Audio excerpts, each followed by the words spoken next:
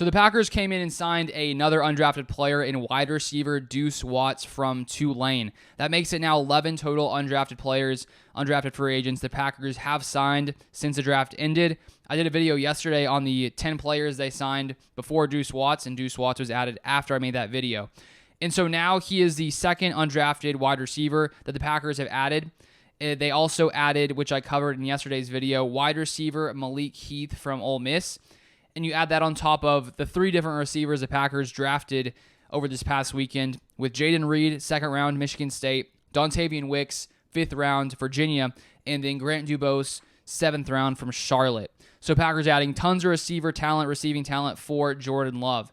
And if we take a look at Deuce Watts, here are his stats at Tulane in 3 seasons.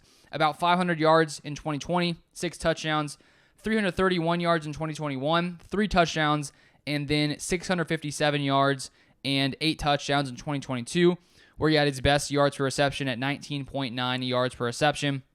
He's 6'2", 193 pounds, and just from watching a small amount of his highlights, you can see how athletic he is. You can see his ability when it comes to jumping up and snatching contested catches. He's clearly a very solid athlete. And I want to read here his overall scouting report from Pro Football Network. They say this: Watt possesses the physical skills and measurables to be a number 2 wideout on paper, and he shows that ability occasionally. However, he's been very streaky in college and never elevated his game.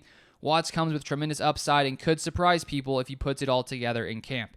So now when you look at the Packers, they have tons of receiving talent at receiver. 5 new receivers here in the past couple of days added. You add that to a room already with Christian Watson, Romeo Doubs, Samori Toure, all drafted by the Packers last draft. And then also we have Bo Melton, who the Seahawks drafted in the 7th round last year.